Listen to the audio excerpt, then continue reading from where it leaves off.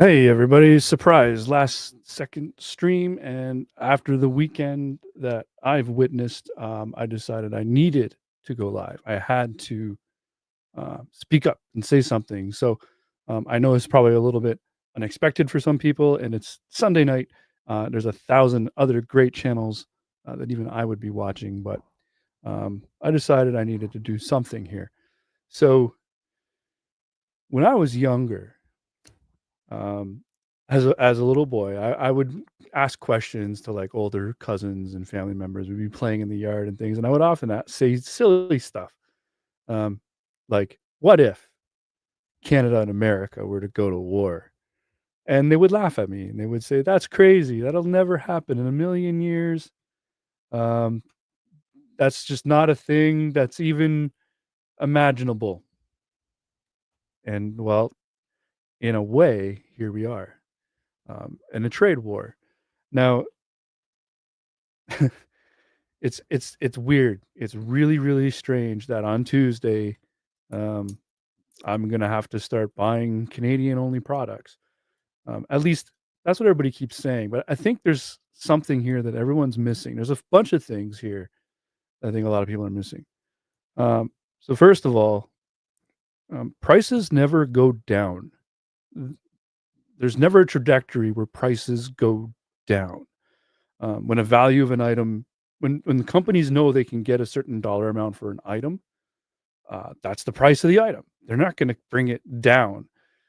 There might be competitors, um, that might come out and say, "Oh, we can sell our item for 5% less," and whatnot, but they won't go dramatically down, right? So, um, when one country sets tariffs against another country, and then that country turns around and, says, "We're gonna do retaliatory tariffs." Let's use the ever popular egg analogy for this.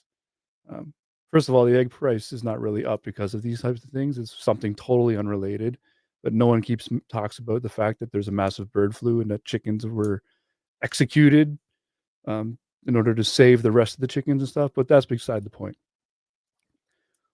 Once the price of eggs gets to $10 for a dozen, the price of those eggs is going to stay at $10.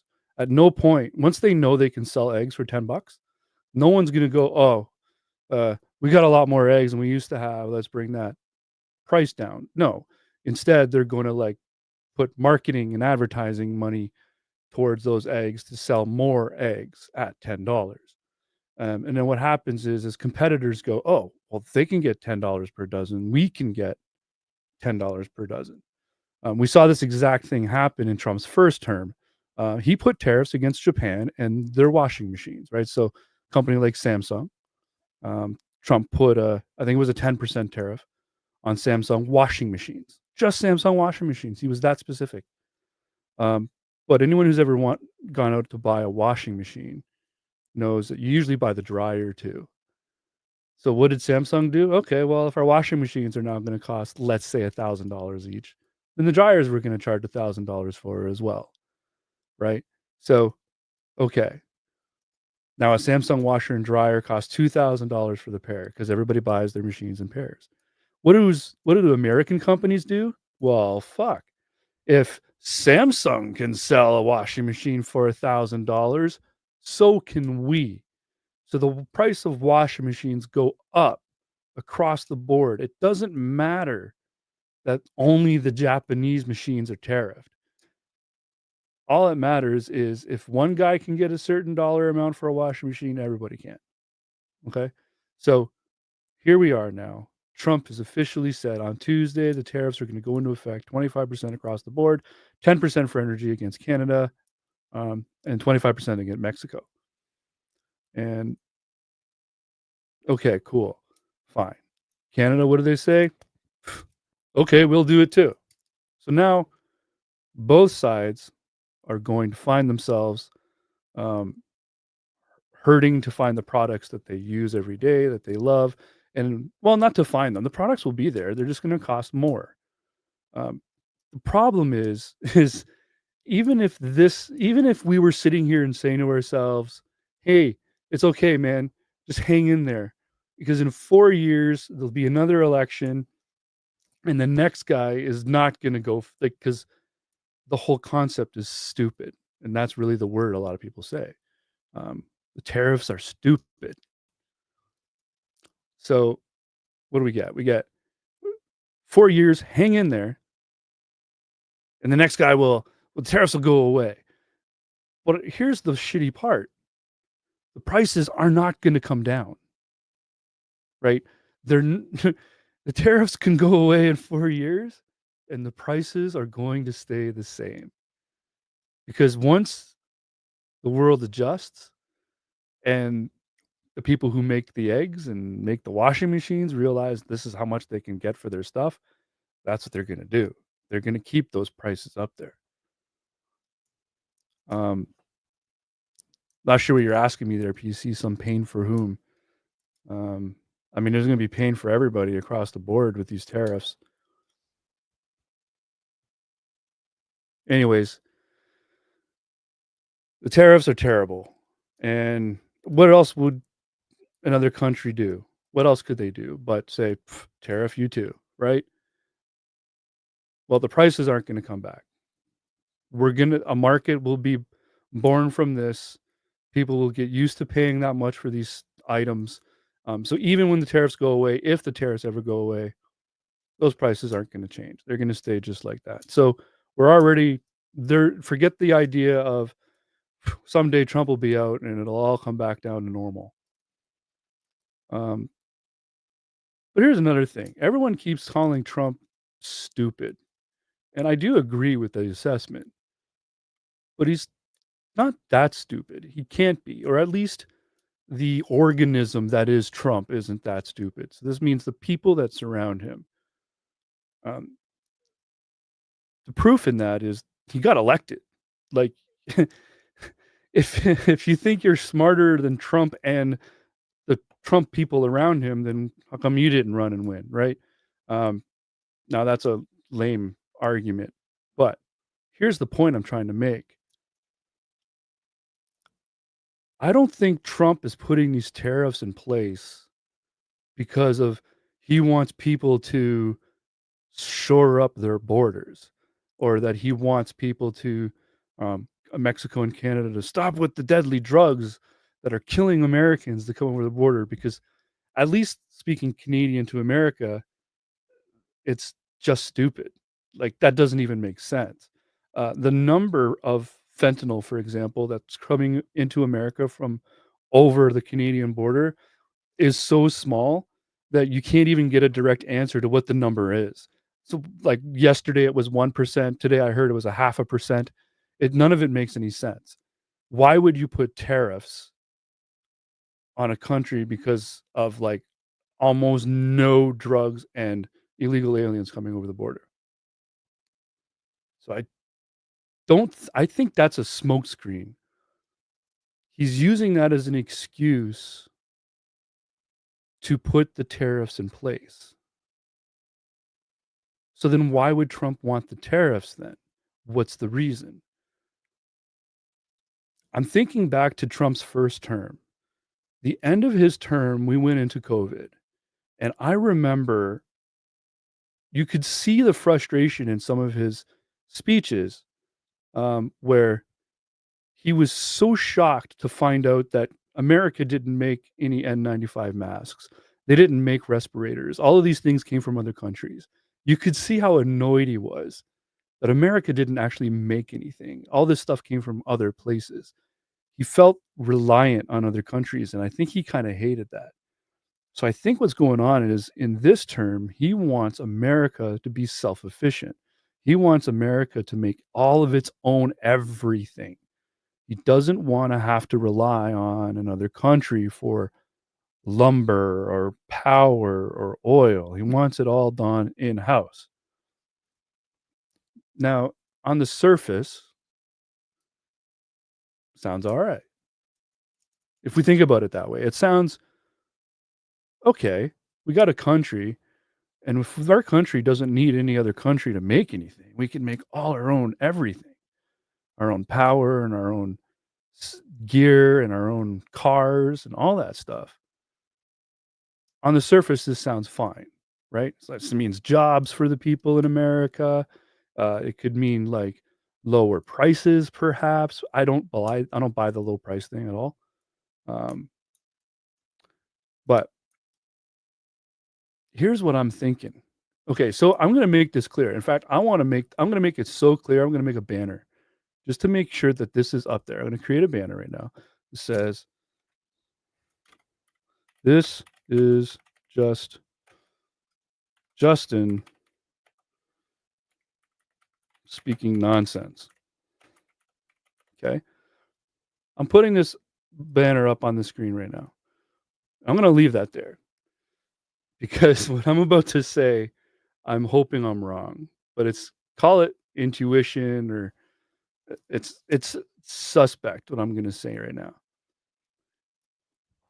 I remember when Russia officially attacked Ukraine, and some of the first things that happened was sanctions across the board, right?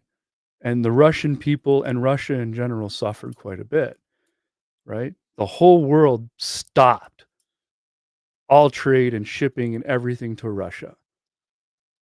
And because of that, Russia's plan to win Ukraine in a couple of days has now turned into almost no, it's been 4 years now, hasn't it? Now, Russia's gained some ground, I guess, but, the cost has been massive. So here's what I'm feeling like. I feel like Trump's gonna get ready to activate the US Army. And when I say get ready, I mean in the next couple years, um, US soldiers are going to have foot down somewhere. Whether this is going to be Panama, Greenland, um, US forces are gonna have footfall somewhere. And Trump is going to do everything between now and that moment to get America ready for sanctions. And that's the part I'm scared of. If all of this fentanyl and illegal immigrant stuff is the smokescreen I think it is, and I think the real reason is Trump wants to make sure that if he decides to put US forces down on Greenland, that Canada can't turn off the power and Mexico can't stop production on vehicles or whatever. It's a scary thought, but I think the logic is there. If America was prepared for sanctions and it didn't matter who cut off shipping lanes or whatever, then Trump could become a wartime president and never leave. And that's the other side of that coin that I'm imagining. He's literally in there disassembling and dismantling the entire government. He's firing people illegally. He's removing them from their offices. He's getting rid of all of the guardrails that could stop him.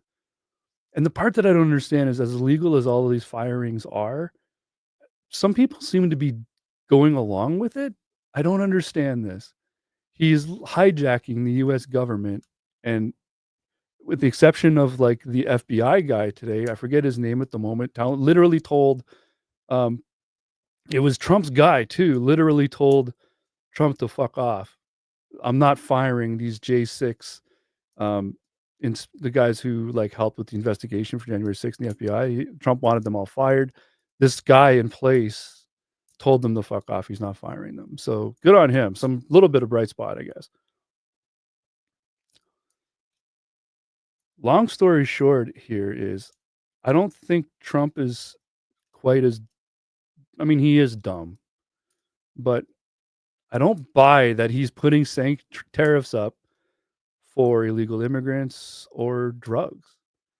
There's another reason for it, and I think it's to encourage the companies and businesses in America to be self-efficient, so that if he decides to put American feet down in Panama or Greenland, the sanctions won't bother them.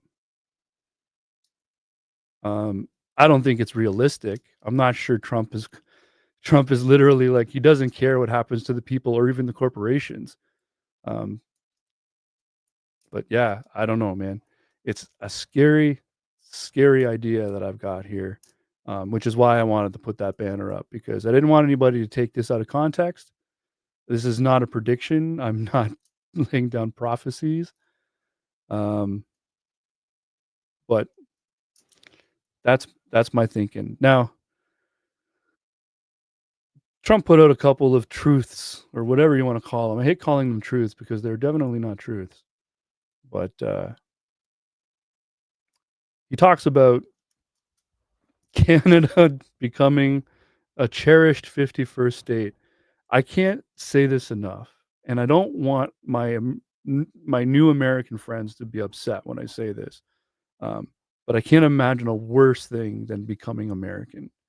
I, I no desire. There isn't a single thing that I can see in America that I desire or want. Not one. Um, I don't want to live in a country that any 18-year-old can go buy a gun. I don't want to live in a country where I have to worry about healthcare. Um, I just there's just nothing less appealing to me than becoming American. Um, I mean, I live in the country that is arguably the most educated country on the planet. Um, you can Google the greatest places to live on Earth, and Canada will almost always come in the top 5 no matter who made the list. And I agree with all of that, and I find a lot of that to be true. Um, Trump says that we would be more protected if we became the 51st state. Protected from who? Who like, who wants to attack us? Nobody. But if we became the 51st state, we might need protection. Like, it it sounds ridiculous to me. Um, I mean, sure, there's some extreme positions from some countries out there, but I I think for the most part, like, Canadians can travel Cuba. Does anybody realize this? An American can't travel to Cuba. Canadians, well, that's where we vacation. We all have either gone or will go to Cuba at some point in our lives. That's how much freer we are in the country. Um, so we don't really need the huge military. Now, we are definitely terrible and very, very and we need to pick up our military contributions. We are not we have not been fair to our NATO contributions. Uh, and I know that the men and women in our military are proud to be in the military, and I think if with just a little bit of funds, a little bit of marketing, I think there'd be a lot of people could find a good home in a Canadian military. So I don't think it would even be that hard. It'd be expensive. We have to find the money first. Um, but yeah, we need to definitely up our military. We don't need to compete with America. We just need to do enough to do our NATO contributions. And I think that's like, other than that, what more do we really need? And then the other thing that Trump says, so he says we'll be more protected if we become the 51st state. The other thing that he says that I think is laughable is that we would pay way less taxes. Uh, I can't even tell you. Do you know who pays the most taxes in Canada? The rich people. um, the most taxes paid in Canada are only by the rich. If you take the middle and lower class population of Canada, they pay equal to or less taxes than Americans do. Um, I th- I I'd have to double check, and you know what? Maybe I should have double checked before I went live now because I think that would have been an interesting thing just for you guys to see. But the last time I checked, the current tax bracket I'm in Canada, if I was in America, I would pay 1% less. I would pay 1% less tax in America, making the money I make here with my day job. 1%. Now, the question I ask you, is it worth me paying 1% less tax and not have free healthcare? I mean, come on. Um, I would pay 10% more tax than an American in my tax bracket for the free healthcare. I could be wrong, and maybe someone in the chat can tell me, but the last I heard, right, Al, I understand it's not technically free, but what I'm saying is I don't need to worry about my bank account whenever I'm sick or I go to the doctor. It's universal, right? And it's not even universal. It's provincial, even for that matter, Al. Technically, like I can't go to a different province than the province I live in and get free healthcare. I still have to pay. But my point is, I don't concern myself with how much money I have if I need medical attention. That's the point I'm trying to make. I would pay 10% more tax than an American in my tax bracket to keep that, right? Um, last I heard, the only person I've ever known to give me a real number is they pay $300 a month in health insurance in America. 300 a month. If you add up all of my insurances, I don't pay 300 a month. If you add up my home and car and life insurance, I don't pay 300 a month. 300 a month. And that's with a deductible, which means if you went to the doctor to get some stitches, you're going to pay $500 to $1,000 deductible before the doctor will even check if your insurance works. It's more if you have a family plan, says Maya.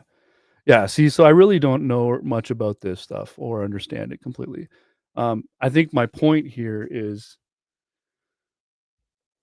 that would be the first number one reason I would not want to be the 51st state, if I just want to be honest and straightforward about it. Um, I get there's a high deductible for $300 a month. Yeah, maybe. I don't know exactly. Jeff C. But anyways, thanks for everyone for coming here. I appreciate you guys coming and just listen to me rant. Um, yeah, I don't want to be a 51st state because I don't want to lose my medical. Just this last week here, literally, I just last week was sick. I was sick. Wasn't anything serious. And normally, I got to admit, I'm that guy who's like, I'm not going to the doctor because I got a runny nose. I'm just not going to do that. Um, but this past week, um, I had a runny nose, I had a headache, and I was tired, and I wasn't hungry. Like, but what was weird was I didn't have a fever. It's kind of, I guess, I have a weird way of thinking. I didn't have a fever, so I was like, I'm achy and everything, and I'm like, but I don't have a fever. What's wrong? That's weird. Like, if I had a fever, I would have just stayed in bed for 3 days and just called it a day. I didn't have a fever. So I went to a free clinic. Now, a free clinic in Canada basically is just going to someone's family doctor that keeps hours for public. Okay. Our family doctor is in another city, technically, like 20 minutes away. It's not that big a deal, but they're in another city. So rather than make an appointment and all that stuff, I just went around the corner. Saw this doctor, free parking, by the way. I walked in. I gave them my health card, put my name in the computer. I sat in the waiting room for 5 minutes. I sat in the second waiting room, if you're a Seinfeld fan, and the second waiting room where I got to go sit by myself with the bed and everything for another 5 minutes. And then a doctor came in. And he says, "Hey, what's wrong?" I told him what's wrong. He checked my temperature. He checked my pulse. He checked my ears. He checked my throat. Um, he did the blood pressure. Checked everything, and he was like, "Well, you're probably fine. You probably just have a cold or something. It's like you don't have to have a fever necessarily." He's like, "Do you want antibiotics?" I'm like, "Sure." Took some antibiotics, went to the counter. I gave my insurance information. So believe it or not, if you didn't know this, as a Canadian, I still have medical insurance. It comes through my work because we still have things like drugs and stuff, right? So I went to the counter and the drugs were $10. not the penicillin, but I don't know. Oh, in fact, here's the bottle here. So it was amoxicillin. Okay, I was given a bottle of amoxicillin. Um, the cost was $10. Gave them my insurance information. The cost was $3. So it's total $3. I came home, took a couple days off work, took my medication. I then asked this doctor if he would be my new family doctor. He said, sure. Gave me a piece of paper. I signed my name to it. He's now my family doctor. That's it. Done. I adopted my old family doctor. I now have a new family doctor around the corner. I then shared some other medical concerns I have. So now I'm not going to get too personal with you guys, but I just have some other medical concerns that I have. He's like, no problem. He gave me a piece of paper to go get some blood work done. And he's like, when I get the results, I'll call you. Like, this is Canadian healthcare. I don't want whatever it is that's going on over there in America. So thanks, but no thanks. Um, yeah. I think I might have got lucky with finding a family doctor. I understand that some Canadians have a hard time finding a place at a family doctor. Maybe it's just harder the smaller the city you live in, I guess. I don't know. Um, but yeah, another great reason why I don't want to be the 51st state. So when Trump says you would pay less taxes, it's not accurate, right? In fact, it should be obvious to some people that that's a pretty blank statement to make when everybody pays different taxes based on whatever income they have. Um, yeah. Andrew Christofferson, I don't have a doctor. It's too expensive to do any of that stuff. So, Andrew, are you Canadian, American? And if you have insurance, does it cost you money to have a family doctor, or does it cost you money only when you visit that doctor?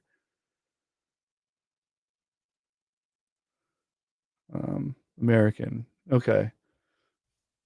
Yeah, see, that would be weird to me because how are you supposed to have any kind of like person monitor your health?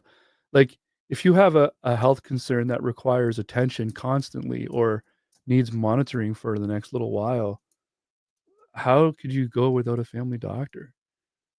Um, there we go. Fellow Canadian here telling me their experience. So out here on the East Coast, we have doctor shortage. I went about 7 years to the doctor, but I always had coverage through walk-in clinics. Okay.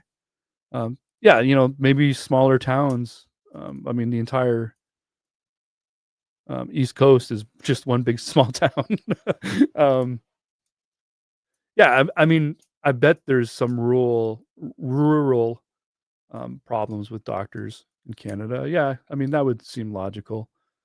But like you said, you can go to a free clinic at least and get your help. I find that the biggest problem, and the one thing you've probably heard about in Canada healthcare is this wait time. Um, where if you need something done, yeah, the whole world has got a doctor and nurse shortage, I find. Our premier here in Ontario is apparently sitting on like $7 billion of their medical funds that could go towards hiring more nurses and doctors, but he won't let it go for some reason. I'm not sure what the reason's going on there. Um, but I digress. Yeah, one of the things you've probably heard about Canadian healthcare is uh, long wait times. To see a doctor, you're gonna have to wait this long. Well, here's the thing, and I live in a city, okay? Like, and when I say a city, a Canadian city is like anything 100,000 plus, basically. Like, not every city in Canada has 1,000,000 people. In fact, very few cities in Canada have 1,000,000 people. But yeah, where I live, if you, let's say you broke your leg and you went to the emergency room for that broken leg, you might wait 5 or 6 hours, but the emergency room runs on triage. Okay. So the emergency room is always going to take the worst person first.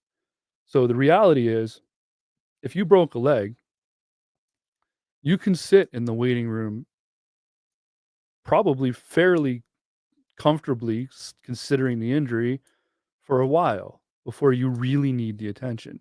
The guy coming in with bleeding eyes and vomiting and stuff is going to get attention first. So if you can avoid the ER, you can shorten times for everybody, right? Um, yeah, so the wait times aren't all that bad. You might wait quite a bit for surgery, but again, the surgeries are going to go to the people who need them the most first, especially when we're talking general surgery. If you got something a little more specific, like my mom, who's battled and killed cancer like 3 times, when she needed surgery, they literally would get her in like the next day if they had to, right? But if you need general surgery, um, I'll tell you myself, I had gallbladder surgery. I had to get my gallbladder removed. From the moment of diagnosis to surgery was like 6 weeks. And in between that 6 weeks, I just had to like have a very low fat or a raw food diet, which sucked. It was only 6 weeks. It wasn't a big deal. And now I'm fine. I can eat whatever I want again. So yeah, I'm not giving up that health care to be an American citizen. It's not going to happen. Um, what I don't understand is why would Trump really want Canada? Like, I mean, I know why. He looks at the map and sees we don't own this part on top. Man, it would look nice if we owned all of this stuff in the northern hemisphere. But if he if Canada did, let's play with the idea. If Canada became America's 51st state, wouldn't that just be like even our most right wing politician is basically center in America, honestly. Like this Pierre Polyev guy that like people seem to generally not like, even he is not as far right as Trump. Some people are like kind of wants to be maybe, but he's not that far right. Um, yeah, I know Canadian Element. He wants our water and oil and minerals and things, of course. He doesn't want to pay for them. He knows he needs them, but a Republican would never be voted in office again if Canada became the 51st state. Like, it would be 41 blue voters, 41 million blue voters. Yeah, Maya nails it on the head. I didn't want to say the word, but they're playing the Hitler playbook. Um, you know, if I had to guess, here, let me put my banner up again. I'm going to put my banner up again. If I had to guess, um, so now Canada has responded with 25% tariffs, and life's going to get hard for my American friends. It's going to get hard for all of us. Um, and with that, he's going to turn around and he's going to start blaming Canadians and Mexicans. So when my American friends can no longer afford gas, he's going to go and do a thing and say it's the Canadians' fault. They did this to us. They're the reason that we can't buy gas because they did some bullshit. He'll make up something. They put fentanyl in our gasoline and broke our cars that we now have to make ourselves. I don't know. Um, but to extend or expand on what Maya said about the Hitler playbook, it's exactly what Hitler did about the Jews, right? When Hitler took office originally, Germany was in a really bad place. And Hitler had really bad ideas. There's no secret. I don't have to tell you guys what those ideas were. But he couldn't go forward with those ideas because Germany didn't have an army. The people were starving. They were poor. So he had to address the economy first. And one of the ways he did that was to build the Autobahn. He basically said, everyone's got a job. And I think there was like a 41% unemployment rate at the time Hitler was first elected. He basically just said, grab your shovels, guys, and meet me over here. And we're going to build a road out of town so that you guys can explore the whole country and other countries can explore Germany and we'll draw tourism and it'll be awesome. And it worked. Then once the economy was fixed, now I'm speeding this up. There's a lot more detail to this. You can research it yourself. But once the economy was essentially fixed, then all Hitler had to do was turn his mind towards building up his army. And then there was like a depression going on around the world, and Hitler blamed that depression on Jews. He then ordered all Jews to sign over all of their businesses. No Jews were, it was illegal for a Jew to own a business. So Jewish people had to sign over their businesses to German people. And he blamed the depression on Jewish people, and the population bought it. And that's what I see happening here. Over the next couple of months, we're all going to get stretched out pretty thin. And I would, again, I've got my banner up so I can say whatever I want.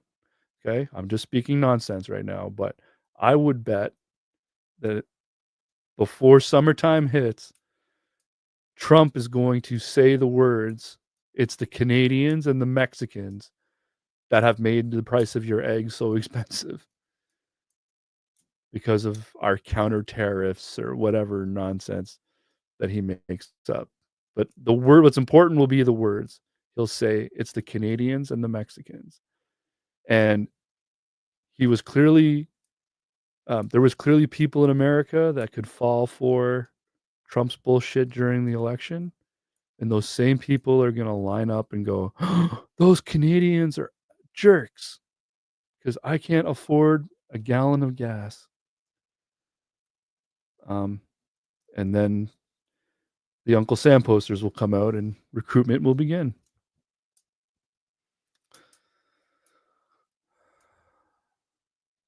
Yeah, I hope I'm wrong. And I just couldn't help but think about it. As Maya pointed out, the Hitler playbook, it's very reminiscent of it. And I hope it doesn't go there. But yeah. The only bright side to this whole thing, there is a bright side. It's not the only bright side. I'm sure some of you guys could come up with a bright side, but a bright side of this whole thing that I kind of see is that it's the old the addict adage, right? You can't help an addict until they hit rock bottom. So I'm kind of hoping here um, that this will be a rock bottom for America, and it doesn't burn all the way down. And then on the other side, something awesome will come out of it. Like, I'll be the first one to cheer Americans getting universal health care. Oh my God, how amazing would that be? Um, yeah. All that matter, all we can hope is that Trump is not going to hang on for more than 4 years. But I've been saying I don't think Trump's going to survive his term. But as someone in the chat pointed out, Project 2025 is still there in place, right? Here we go. Jason Hyatt. Project 2025, which is going by means building of nukes, and Canada has the largest deposit of high-grade uranium. They don't use uranium for nukes, though. um, yeah, they use like hydrogen or something. Uranium is for um, like power plants and stuff. Now, you can build dirty nuke bombs or whatever with uranium, but America is not about to do that. Like, that's, yeah, they don't use uranium for nukes. Um, yeah. You want to hear something funny? Let's talk about something a little bit funnier. Let's make fun of Trump a little bit. I don't know for sure. I haven't tried. I tried to read it a little bit, but I wasn't able to get all the way through it. Trump's executive order that he did um, regarding gender. Um, I didn't double check this, so maybe someone else can check this, or I'll check it again later. But I heard, and I thought this was hilarious, that Trump's executive order regarding, you know, America following there's only two genders, woman and man and woman, and he's got all these definitions in there. I did look at it. I just didn't find the part that I was looking for that corroborates what I'm about to say. But I heard it as an executive order somewhere in there. It says that everyone will be identifying or will have to identify as the gender they were at conception, or something to some phrasing to that. Now, if you didn't know, um, all like embryos and like the early stages of pregnancy, were all female. Right, so Andrew is way ahead of me. Um, yeah, exactly. So this means that now in America, everyone is female. Um, so good on you, Trump. Yeah, thanks, PC, for putting it. I like I said, I found it earlier and combed through it. I couldn't find the sentence that said this. It was another video that I was watching of some guy saying that Trump fucked up his order and said that Trump accidentally just gendered everyone in America as female, um, which I think is fantastic. No, we're all non-binary now because there's no gender at conception. Um, okay. I mean, I guess it depends on your definition too. I mean, because for some people, gender comes down to the chromosomes, for example, and every embryo starts out as an X. Um, but I'm not that person. I don't. And even for those of you or any people that you know who are all like, well, men are XY and girls are XX. I got news for you. There's like 16 different combinations of chromosomes out there, 14 or 16 different ones that have been identified scientifically. It's possible to be an X. It's possible. I heard 10% of all men are actually XYY. Um, so yeah, the whole X and XY is only the more common. Is not the only ones. There's so many different variations. Um, anyways, you can check out any video by Forrest Valkai too. That's who I go to for my gender information as well. Gametes. It's a fun word. Pragmatic Crystal. Here's a quote. Let's do some Pragmatic Crystal. Here we go. Here's a quote. The female means a person belonging at conception to the sex that produced the large reproductive cell. And there you go. So I guess PC. Wow, PC, you're so amazing. She not only links the order, but she finds the line. Yeah. So technically speaking, um, we're all female. Right. Okay. Anyways, yeah. Okay, I understand. PC. That's not her quote. That's from the order. Yeah. So, um, anyways, mildly entertaining that just shows his ignorance, right? So, like I'm saying, I'm not trying to say he's not stupid. He's got some ignorant problems. He's definitely. I just don't believe for a minute that he's got all of these people around him that don't understand tariffs. Like that just doesn't compute with me. So I can't help but think that there's another reason for the tariffs that he's not saying. He's using the immigration and drug thing as a smokescreen, um, because the amount of illegal immigrants and drugs coming over the Canadian border to U.S. is so small. As I pointed out earlier, you can't even find the real number because it's so small. It's inconsequential. Um,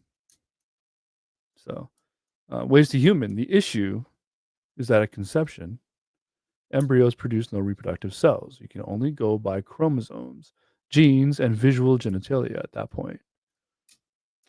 And genetic chromosome tests are expensive. Okay. Well, thank you.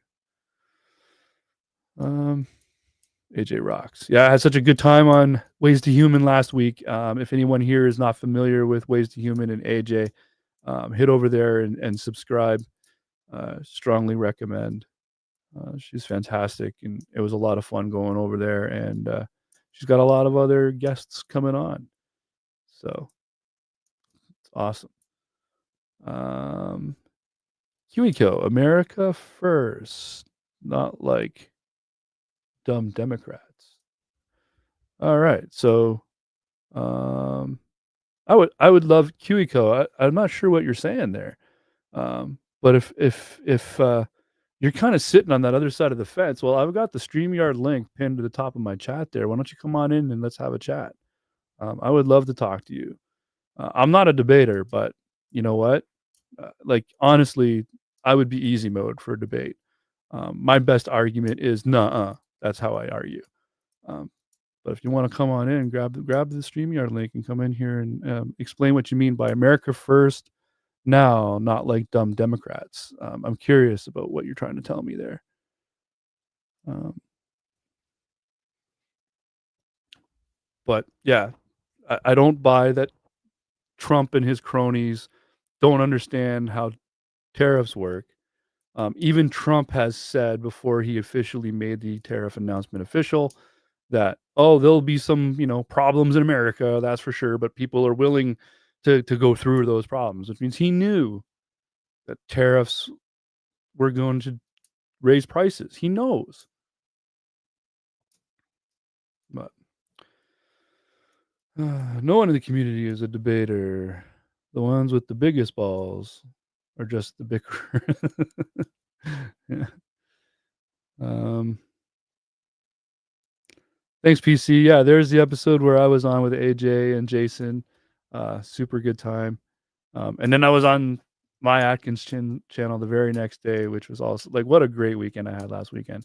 I didn't get to put any content out on my channel, but it was totally worth it to be over there. So thank you both, Maya and AJ.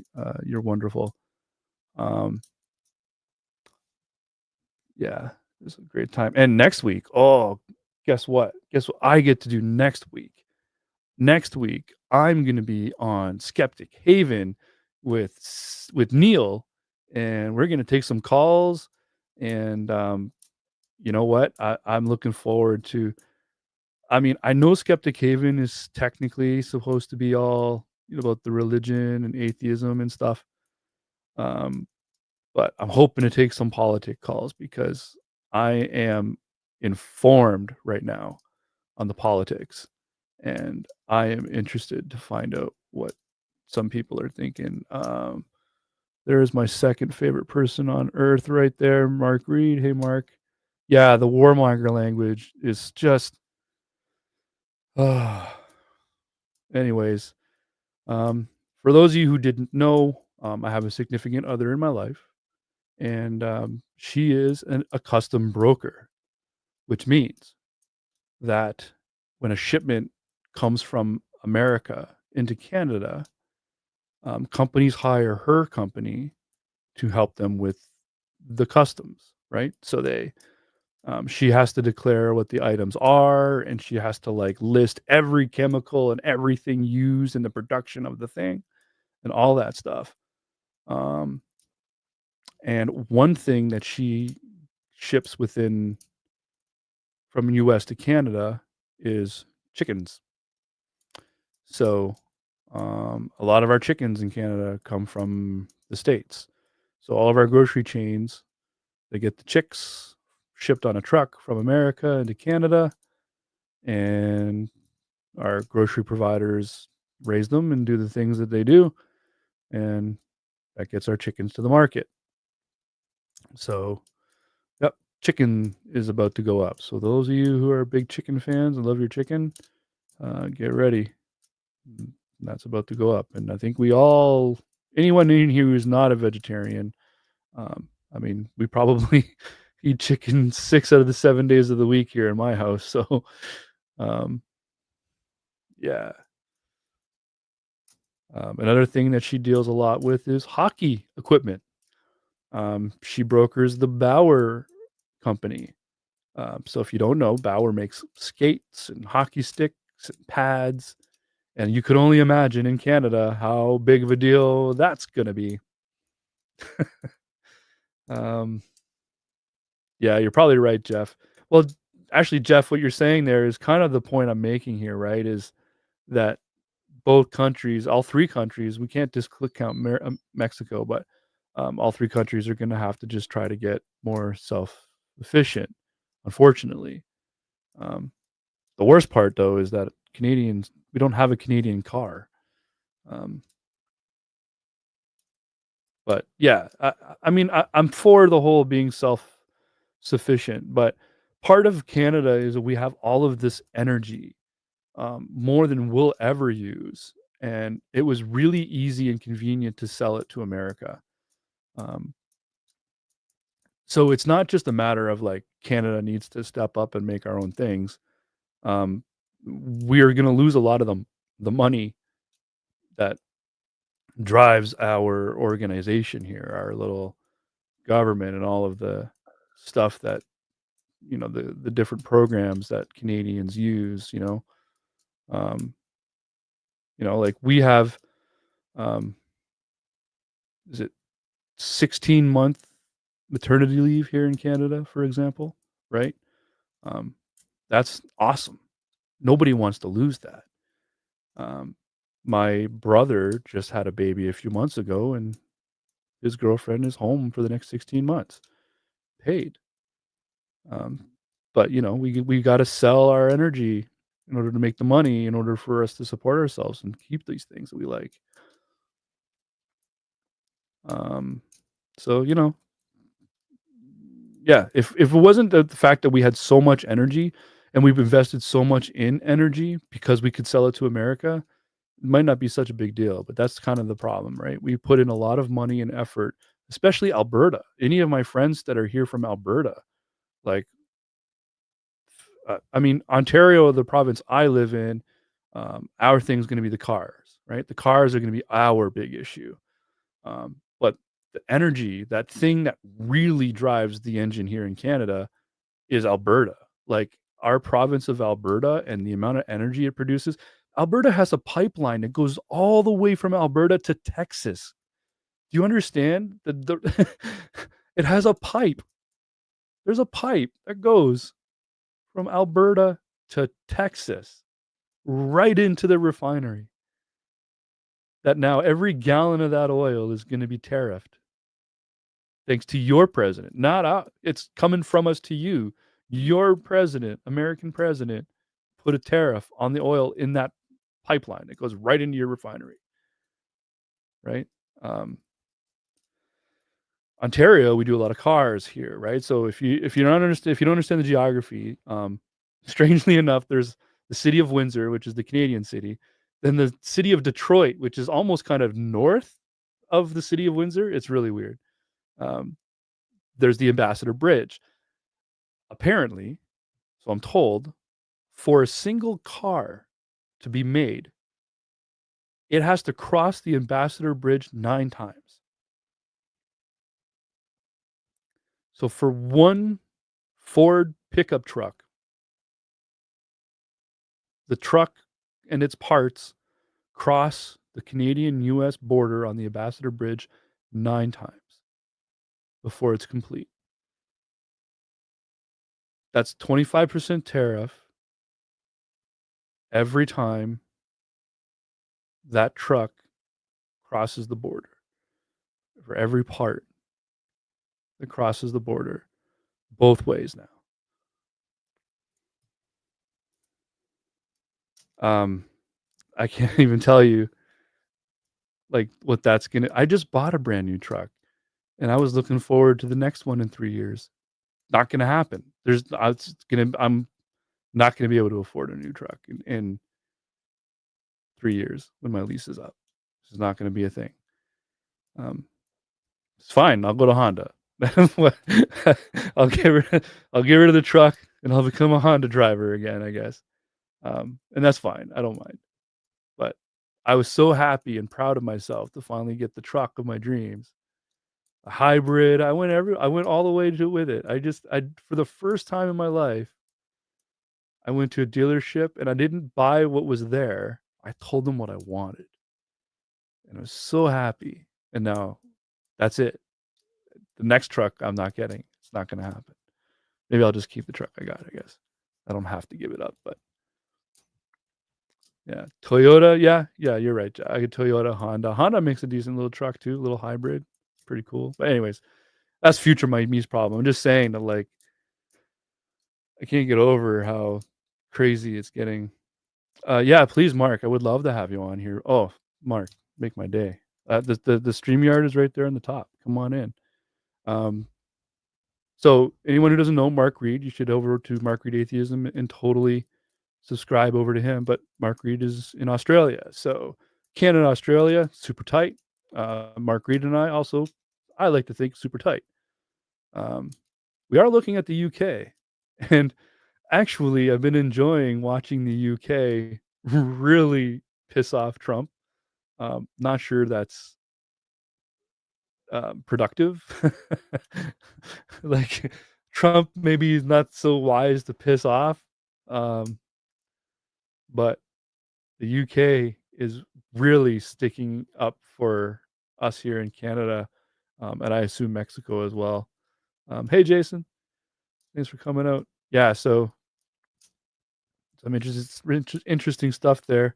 Um, we also have a land border with Denmark in Canada, believe it or not. So there's a small island. Um, here's some Canadian lore for you who didn't know. I forget the name of the island right now. Pragmatic Crystal will find it for me, but there's an island where Canada and Denmark have technically been at war over for like a century or something.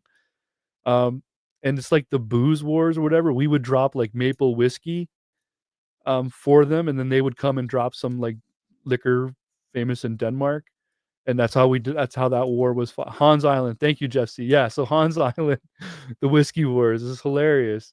That's a Canadian war. We just dropped booze, and you know what? That went on for a long time, and Canada and Denmark finally said, "Schnapps." Thanks, Jason. Yeah, so they finally settled. That war is over, which means we technically have a land border with Denmark. Anyways, it's a small land border. It's really not all that useful, but it's still funny. Wow, my chat is so much smarter than I am. Look at that. I got all the answers I needed between Jeff C, Jason, and Jason. Thanks you so much, guys. Um, anyways, yeah, we could totally just start opening up trade with Denmark. And then Denmark, if we could get through Denmark's borders and start trading with Denmark, um, that could open up the rest of the EU for us, and then we might be all right. Mark Reed, my friend. Hi, how you doing? It must be the morning over there with the answer like, Yeah, it is. No, that's okay. It's 10 o'clock, so I should be awake by now. But like this is just something that sorry, my Nvidia for some reason has reset for. Oh, did you do the broadcast update? Oh no, you're screwed if you did. Oh, did I? Maybe I did, and it wrecked everything. Okay. Well, it hasn't wrecked everything. It's certainly not how I like it though, which is a bit weird and strange. You're also using you're also using the wrong mic. No, it's not forgotten my mic again. Okay. Ah, there's the silky Aussie I voice. keep forgetting that. Look, so I've wanted to talk about this for ages, and what I'm seeing in front of me is a country that has been the backbone of. I mean, I find it hard to say peaceful relations, but at least non-escalation, basically making military threats against it. Like, if you told me that America would be like making military threats towards other democracies and, Canada, I would have thought you insane. I would have said that's insane. I literally started this dream with that exact story of being a boy and not fantasizing, but postulating the question of what if America and Canada went to war, and my older cousins and family members would laugh at me and say, that'll never happen. It's impossible. Well, I still don't think it'll happen. I mean, Trump can't declare war without Congress, right? So he can't just do that. Now, in the past, America has used, things like police action and, bringing terrorists to justice as excuses. But, I can't feasibly see any way he's going to do that against Canada. What is he going to do? Like, we've got to stop the moose. It's just ridiculous. But I think that even though he's bluffing and posturing and he can put economic sanctions on, tariffs on Canada, I don't think he like, if he actually does that, the country's going to split in two, essentially, because most Americans will not stand for that. There's no way you can convince Americans that Canada is somehow the great northern threat that is coming to, burn down your buildings or something. That's ridiculous.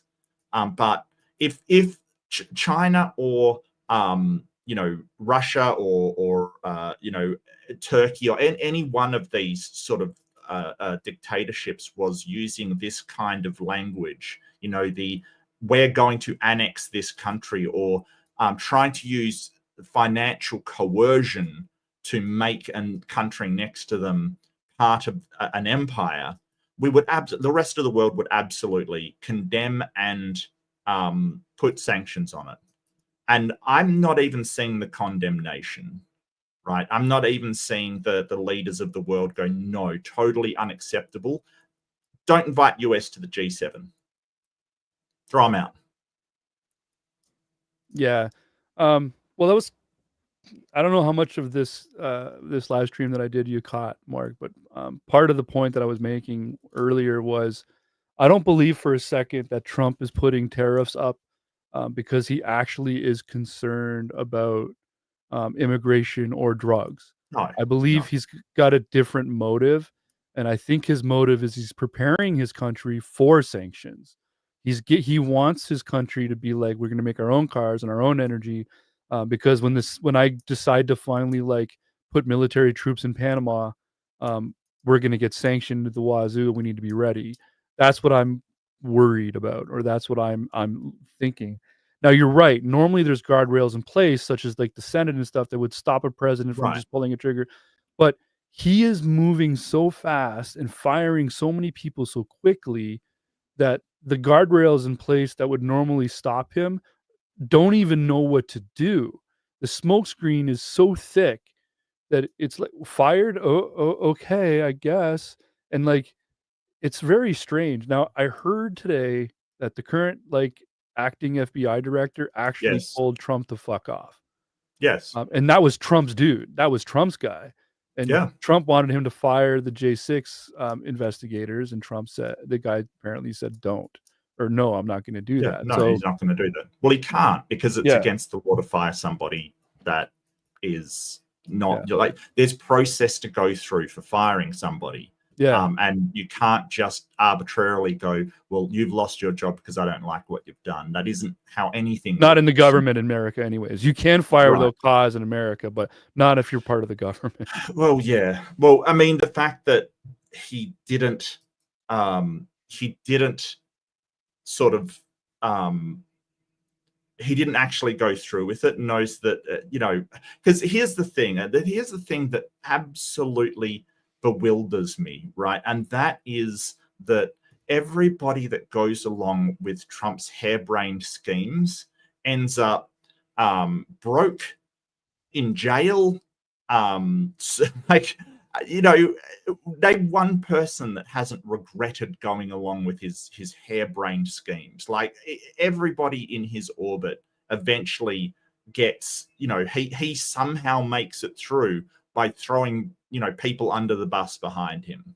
And Yeah. I don't know who Look at wants to Giuliani. support him. Where's he been? He Yeah, I didn't mean, even there's get a appointed to anything.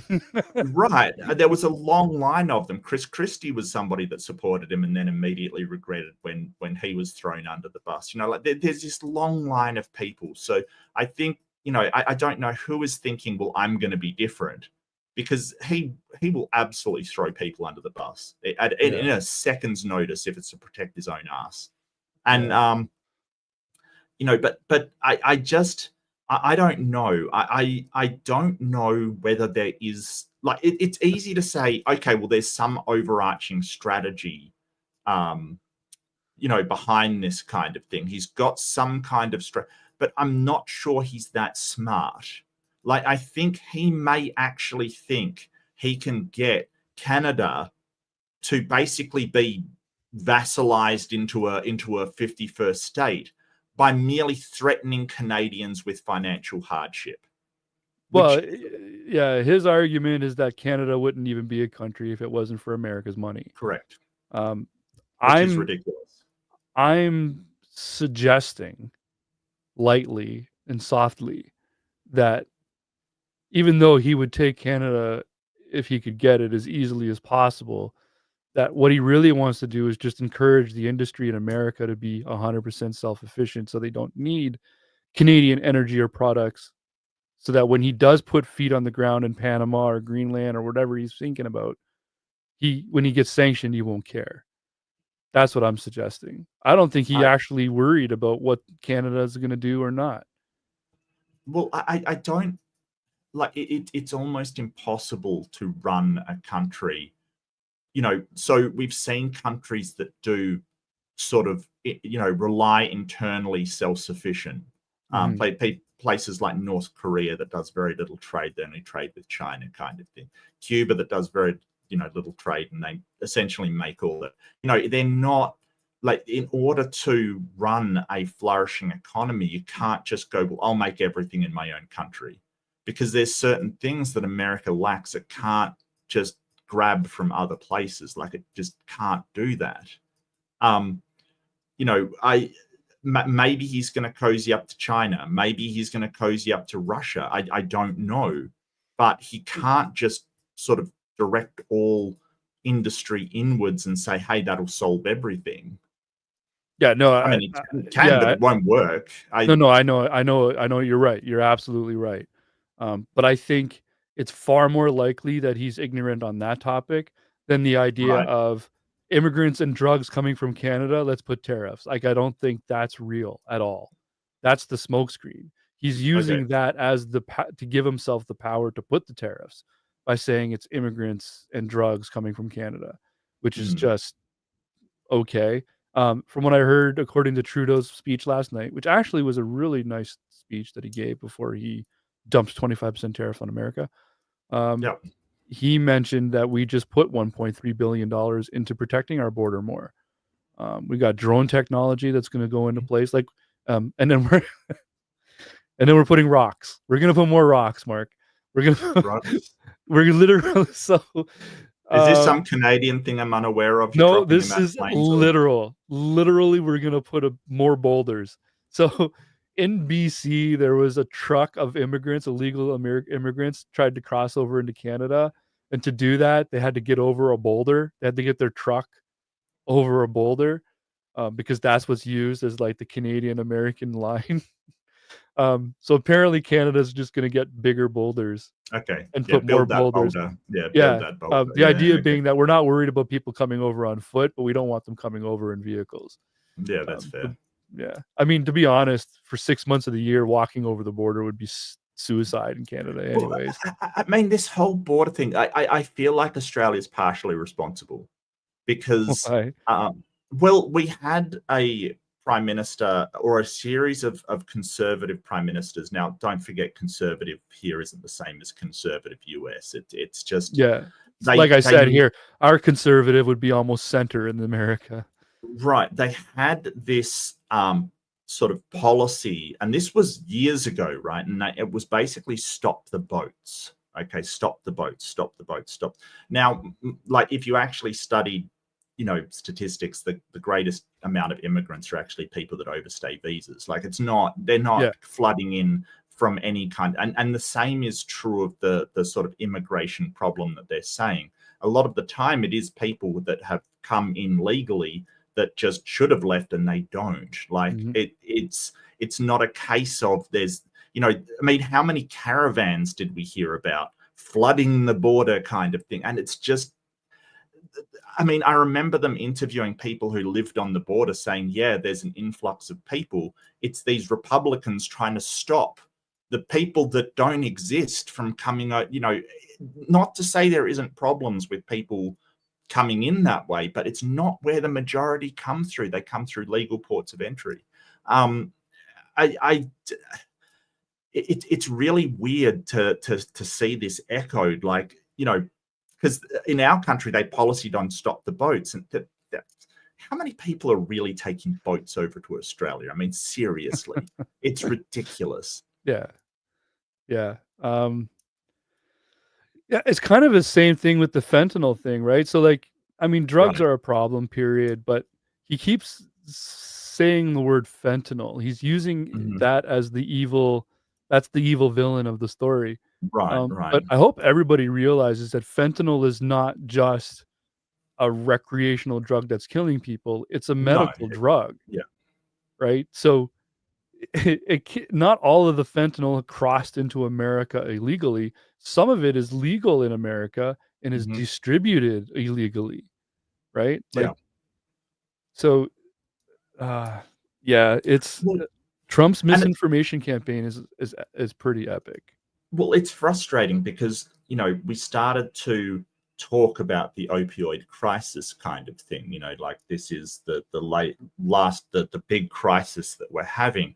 And it seems to have been, and don't get me wrong, fentanyl's horrible, when it goes out on the street, it's a Yeah, and terrible it's thing. laced into other drugs, but that people Right, don't right. know, and that's where the problems come in, yeah. Yes, yeah. But when we were talking about the opioid crisis, it was the overprescribing and addicting of Americans on opioids that they couldn't then get off. They were then addicted to it, and that was the crisis. It wasn't, hey, there's all these. It was the prescription of them.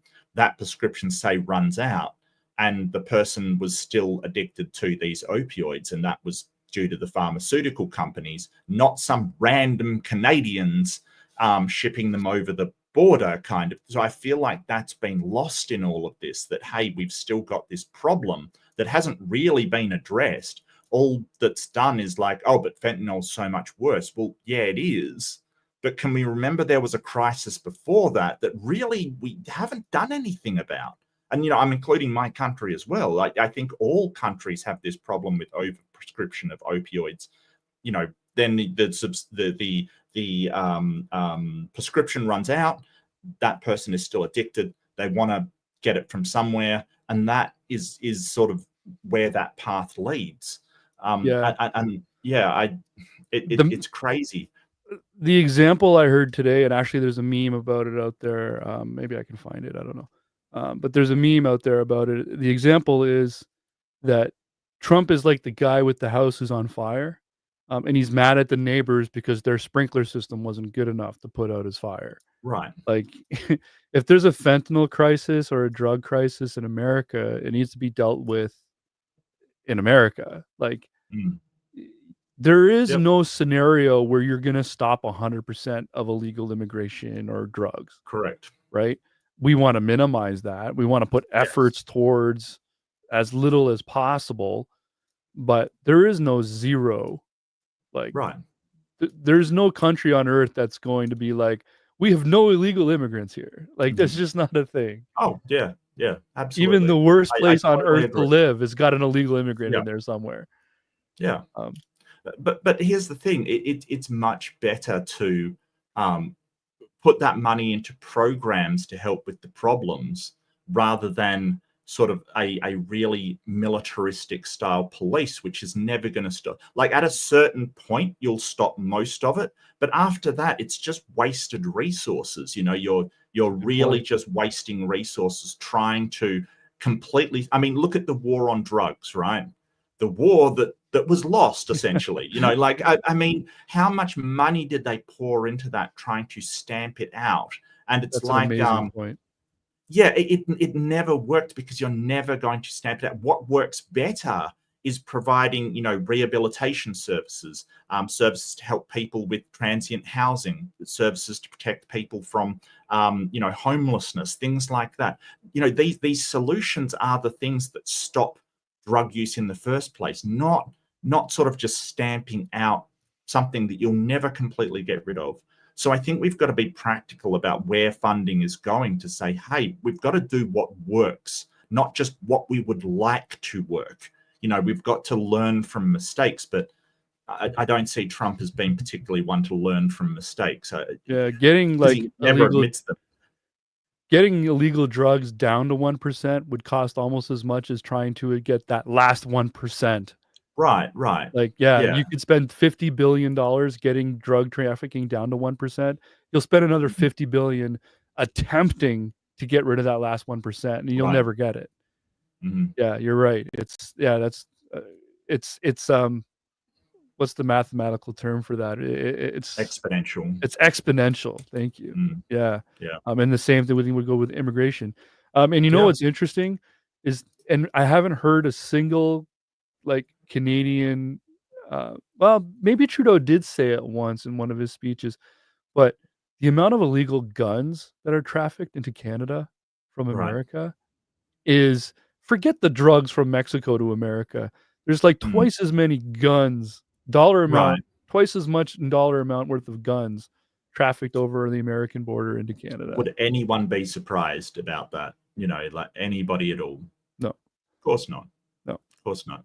Um, And what's weird is I really want to say something that I think I mentioned it to you on Discord, but the the baffling position that America has, basically going, well, Canada's not spending as much on military as we would like, so we're protecting you. And I think I made this analogy that it would be like your neighbor coming over, knocking on your door, and saying, "Hey, I'm spending a lot on guns in my house, and you're not spending very much at all. You should buy more guns because I have enemies."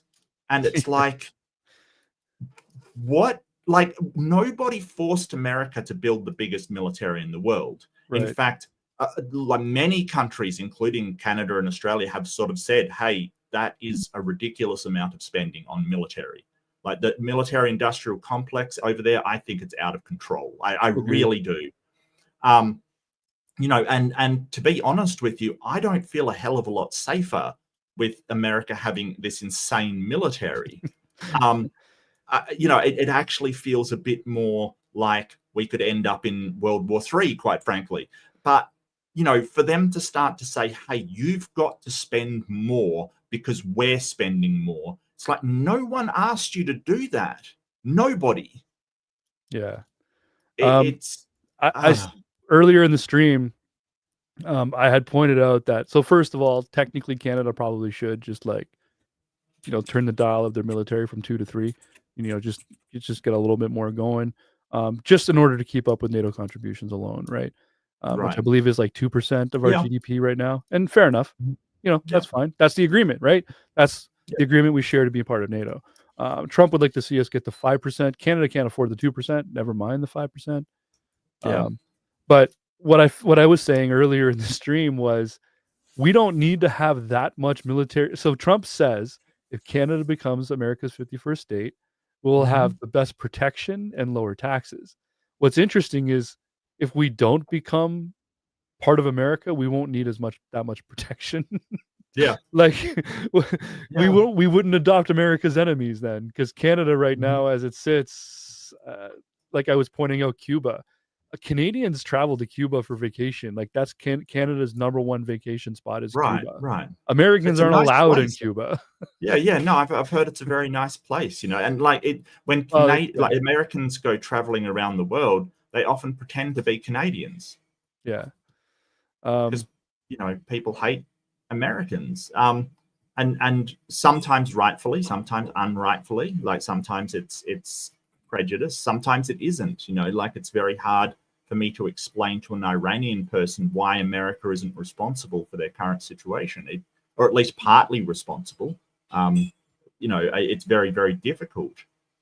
But I think that Australia gets some hate from certain Middle Eastern countries, but it's because we followed America into their wars. And I think that we're kind of, well, at least from my part, being an Australian, I'm absolutely sick of following Americans into wars like Vietnam, Iraq, both the Iraq War and the Gulf War. All of it. It is just opposed to when we went, like we had a Timor War where we sent troops to Timor, which is a near neighbor of ours. They did mostly house building, like the Australian Engineering Corps built houses and reconstructed. It was very productive kind of thing. Yeah, it's just I am struggling to think of a war that America's been involved in that has been a just war recently. And I'm really sorry to the Americans. I could be wrong, but I'm struggling to think of one. yeah. Um, the version of me from 14 months ago wouldn't have cared about what was going to happen to Americans, right? Like, honestly, I was so ignorant about the American people before I made my presence known on YouTube, and then I made American friends. And I was just like, okay, wait a minute, like Americans deserve better than what they're getting right now. Oh, yeah, totally. Yeah, Um, totally. Is it self-inflicted? It's hard to say that when so many people opposed him. You know what I yeah, mean? Like, it's kind of like this. I wish that the stuff that is bad that Trump is going to inflict on his country could just happen to the people that voted for him and right, not the others, right? Like, I wish it would just yeah, target them, but that's not how democracies work. And I think I said something contentious to you on Discord when we were discussing it. I sort of said, sometimes you've got to let a system fail. yeah. And I'll explain what I mean by that, because, before Americans are ready to stone me for telling them they have I think I made this point earlier already too. So go ahead. Oh, well, No, like, no, when let's see your point of view. like, because I've worked in IT, basically you get these systems that you're doing workarounds, right? Like, servers are breaking down, you're working around it.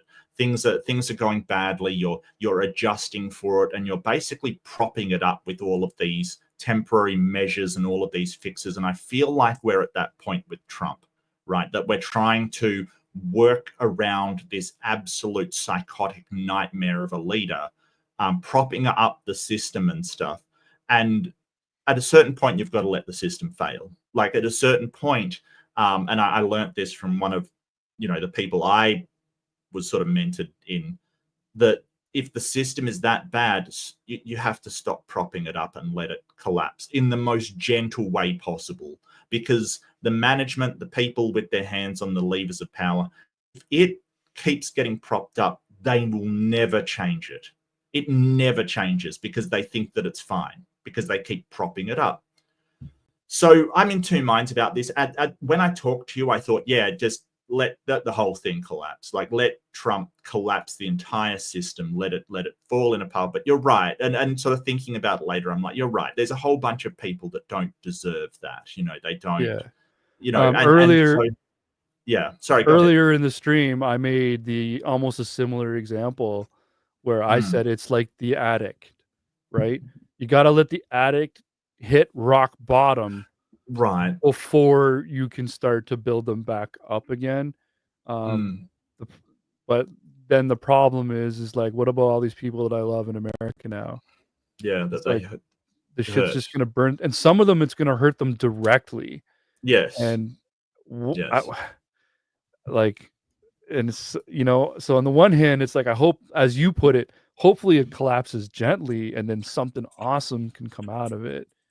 You know, And yeah, um, Andrew, you're right. It's very easy for me to say not living here. Yeah, I'm 100% yeah. aware, mate. I Yeah, really am. that's kind of the point we're both making right now. It's like on the one hand, we Yeah. can be detached from the situation and go, "Oh, when this whole thing falls apart, it might be for the better." But at the same time, Mm. it's like, dude, that's gonna suck for like because you and I both have community in America now. Like, Yes. Yeah. I have people I care about in yeah, America, a lot of them. Yeah. I care. And even if I didn't know them personally, I would still care what happens to them. I'm not, I still have empathy for the people over there. Even the ones that voted for Trump, um, part of me goes, well, they didn't vote for this. They believed his lies. Now, you got the secondary question of why believe him in the first place, yeah, because, and it's very easy to say, well, they're stupid for believing him. They deserve what they get. But at the end of the day, they will have family. They will have children. The children didn't vote for Trump. They will have, people that didn't vote at all because they don't like the system. And I can kind of understand that. Um, it's just, you know, I I I like Trudeau's speech. It was reserved, it was calm, it was strong, but not blustering. He just stated that Canada would never go over to the US firmly, and yeah, I did like it. and I think the other thing that maybe isn't being said harshly enough either is that Trump broke a deal. Yes. He didn't just like, let's put some tariffs over there. That He had a went free in the trade agreement. face of an Yep. agreement he Uh huh. signed. Like, so So Trump can't keep a deal either, then, right? Like he can't be Well, we trusted. already knew this. We Right. already knew this. He would like hire subcontractors and say people like my dad was an electrician. He was a subcontractor, so he would get jobs and go out and do the electrics for homes and stuff. So Trump would hire these people to build his hotels, build, construction companies to build his hotels, build his stuff, and then he just wouldn't pay them. He would break their deal with them, and then when they sought money for their work, he would settle with them, just do tons of lawsuits and settle with them out of court for a fraction of the Fraction. price. So breaking deals is entirely what we should expect from him. Yeah. Yeah. To me, Trump is playing by his own rules, and part of his set of rules are court is part of that game. Like Right. he doesn't. Most people would stop at you'll get sued if you do that, and then they'll go, oh shit, okay, well then let's not do that. Let's figure something out. Trump goes, oh good, that means I'm on the right track. I'll get sued. Okay, cool. And we get to court. That's all part of the game. Well, right? That's where the system is like, well, if you've got more money, he can afford to do that. He basically outspends them and basically out litigates people, which is why all of these lawsuits usually happen in, or at least the ones Trump initiates are in, states without anti-SLAPP suits, because he really does use the court system as a bludgeon against people. Yeah. And it comes back to my old paintball days. So I used to play a lot of paintball a long time ago. And professionally, when you play paintball professionally, you never call yourself out. If you ever played a casual, friendly game of paintball, you get hit by a paintball, you say, I'm out, and you get off the field, right? In pro paintball, you don't call yourself out. You wait for a ref to call you out. So for us, so for us, the number one rule is it's not cheating unless you get caught. Right. And that was like literally the subline of a season one year when I played X-ball for Toronto. That was like our team motto. It's not cheating unless you get caught. Like we literally were taught that. We were taught ways on how to cheat even.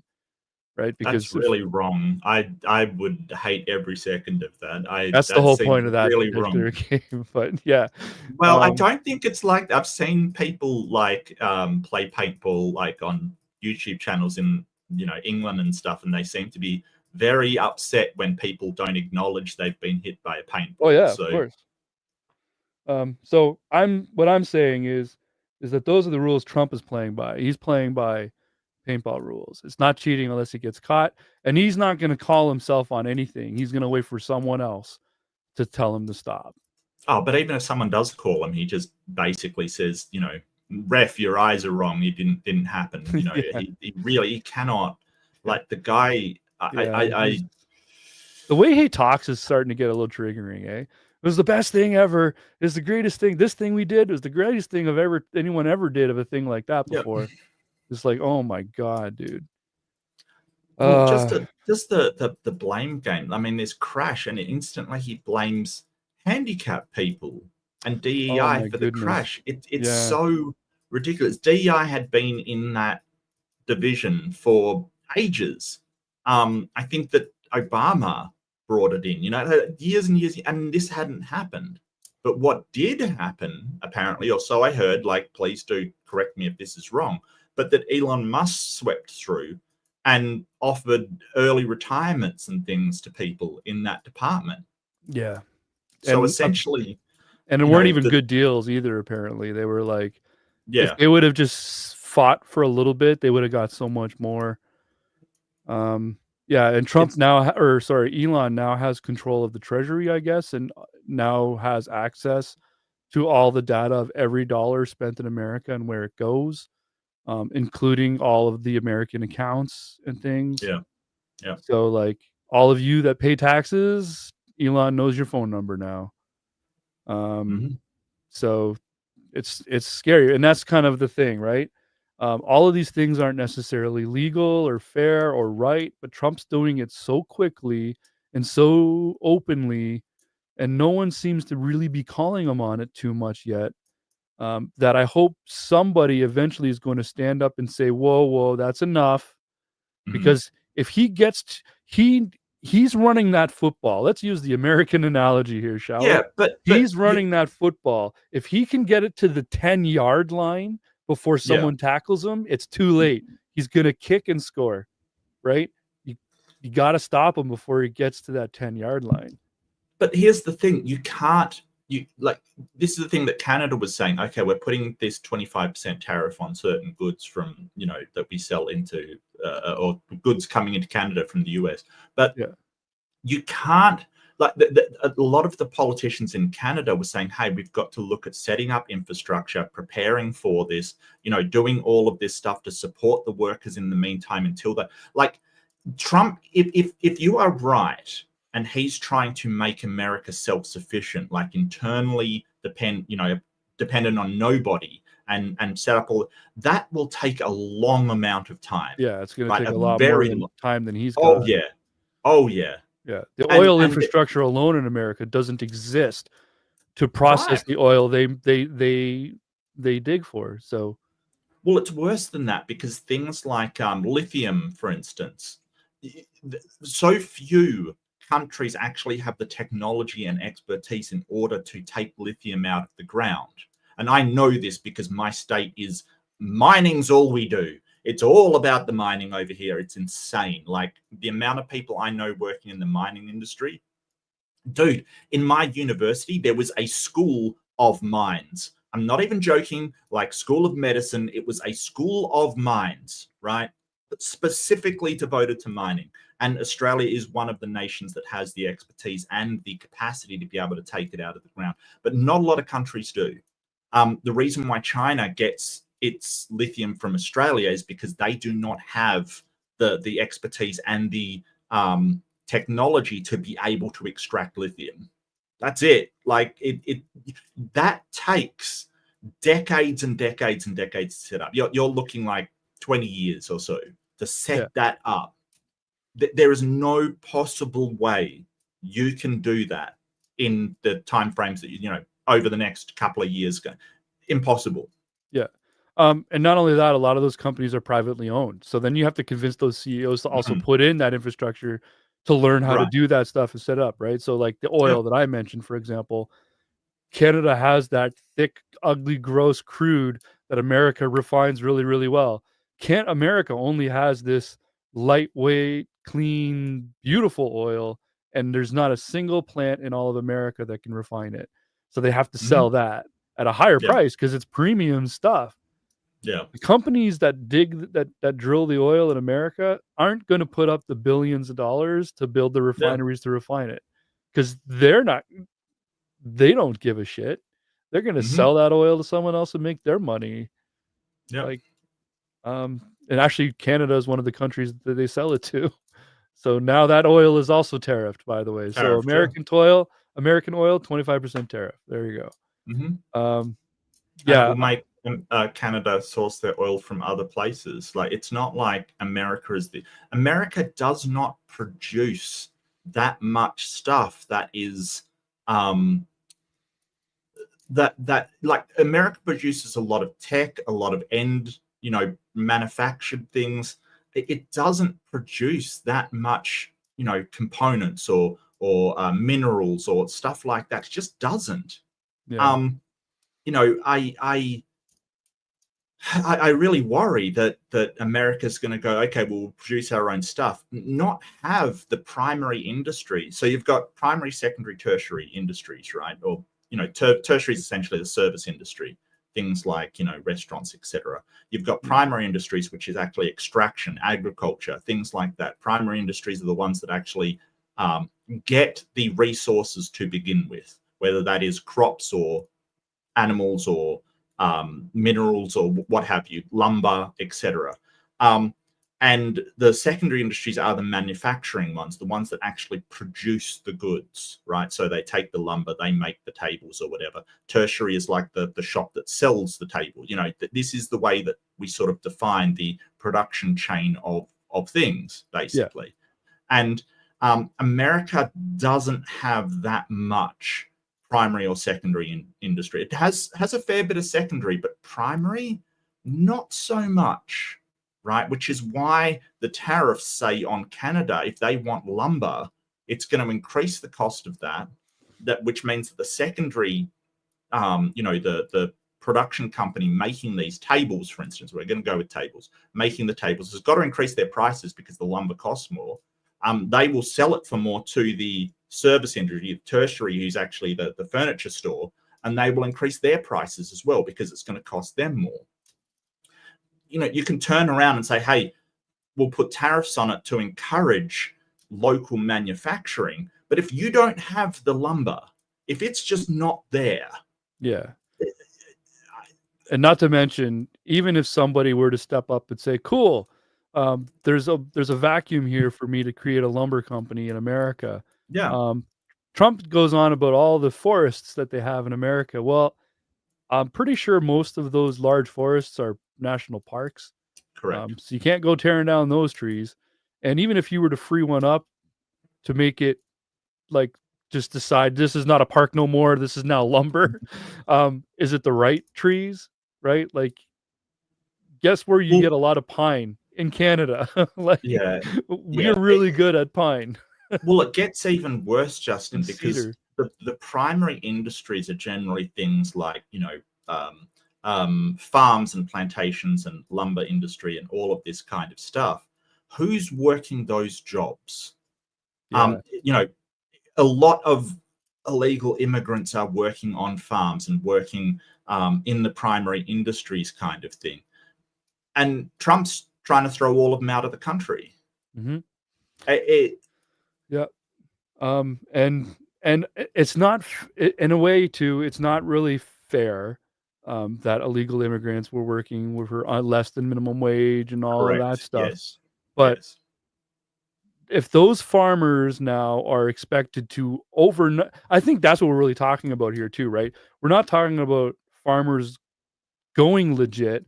We're talking about the farming industry in America going legit overnight. Overnight. Yeah, that's it. The growth is going to be, the expense is going to be so insane that, like Trump's analogy of apples, yeah, you're going to be putting all three of the apples back, not just one of them, because they're going to be expensive.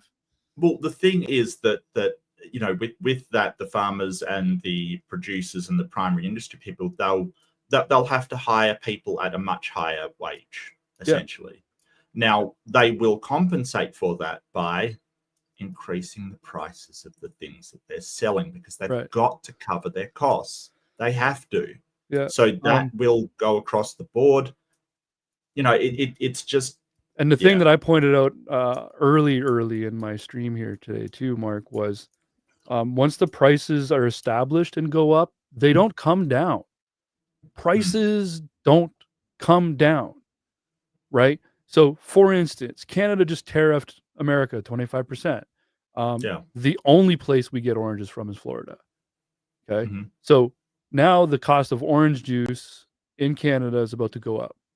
Even if in 4 years Trump is out, next guy comes in and next guy goes, hey man, sorry, let's change all, let's get all back to the way it was, and turns back the clock, the cost of orange juice isn't going to go down because now the orange juice companies know they can get that much money for that orange juice. Well, and any competitors out there are just going to raise prices as well to match. Well, there's things you can do about that. You can implement some anti-gouging regulations and things like that. But yeah, on the whole, it's generally that the prices, like, even if it offsets some of the inflation that would happen, for instance, it stays at that price for a bit longer. Generally, yes, it will fail to come back to the level it ordinarily would. It might come down a little bit, but yeah, you're right. As soon as companies see that they can get a dollar amount for something, generally they will not lower their prices. That is correct. Yeah, I mean, that's what we saw happen. Again, I'll restate what I said earlier was during Trump's first presidency, he put a tariff on Japan and Samsung on their washing machines, only the washing machines. Okay. Yeah, but Samsung goes, normally when you buy a washing machine, you buy the pair, you buy the washer and the dryer. Yeah, of course. So Samsung just raised the price of dryers to match the price of washing machines. Yeah. Okay, cool, fine. Samsung machines, tariff, they cost more. The American companies then went, well, if Samsung can get $1,000 for each machine, we can get 950 for our $600 machines now. So let's raise the price. So Mhm. domestic products are just going to raise the price to just undercut, but to match, like to get profit too. So yeah, I'm still saying that it's unfortunate we're here with the Yeah. 25% tariffs on both sides, because there's no turning back the clock now. On Tuesday, when these things go into effect, even if on Wednesday everybody says, forget it, we change our mind, the damage is done. It's yeah, maybe they come back a couple percentage points, as you pointed out, Mark, but Yeah. it'll only be to be competitive.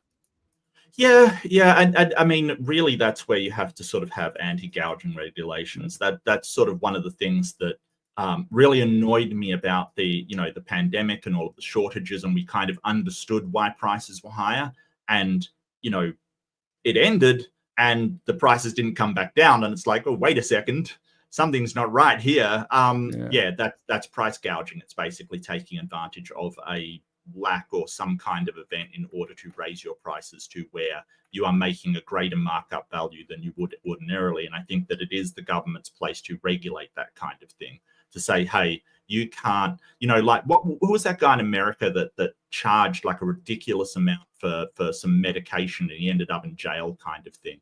Like world's most hated person. Can't remember the name of the dude, but that is price gouging. Oh yeah, Absolutely. that's next on Trump's list too. He's gonna um, tariff all drugs. What is he insane?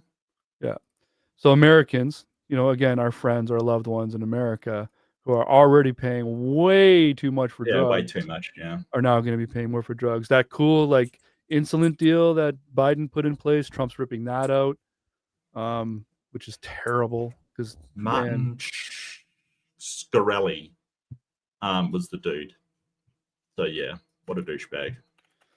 Yeah, um, I am so I don't know how much pharmaceuticals are made in America. I thought it was a quite a large amount, to be honest with you. well, Um, as you mentioned, like there's the different ingredients that go into the different drugs as well, right? So if a right, certain right, ingredient is needed to make a drug, it gets shipped into America. Even if it's manufactured in America, they're going to need, like cocaine is used in certain drugs, right, right, for right, right. instance, right? So like that comes from somewhere legal. Um, the thing I'm not really sure about, which maybe we can touch on this just briefly before I cut the stream off, because I want to Okay. go watch Maya. Well, Um, actually, 53% of the ingredients were produced in the United States, kind of thing. Well, that's okay. 2021 though, but I wouldn't expect it to change to a significant degree. No, I would say as long as the numbers are post-pandemic, the numbers are probably pretty reliable. Hmm. Um, but one industry I'm not sure about right now that I'm curious about is the entertainment industry. Right. Because like most Hollywood movies are made in Canada. Yes. Yep. So I'm not really sure how that's going to work, Right. because the tariffs are going to cause something to that. Like I realize it's not really a product, but it's got to Well, affect. not necessarily, no, because I think that Canada offers them sort of, tax breaks and sort of favorable Yeah, conditions to making their movies there. But, right. tariffs is on goods. So if you're talking about the finished movie, then you might have a point. But I don't see Well, how how. about this? Grand Theft Okay, Auto 6 is made an hour from my house. okay, That game's coming out so, this year. Grand Theft yeah. Auto 6 is on stage to be the biggest selling video game of all time. And Rockstar's a Canadian company, isn't it? Well, Rockstar's worldwide, but Rockstar Yeah. North makes Grand Theft Auto. Rockstar North. Yeah, yeah, yeah, yeah. Yeah. Gotcha. So what'll be interesting is there's a 25% tariff now Really? on a Is it game all that's all already Canadian probably, products? yeah, 25% across the That's board in Canada, insane. 10% on energy. So That's anyone insane. who is looking forward to GTA this fall, get ready to pay an extra 25%, I guess.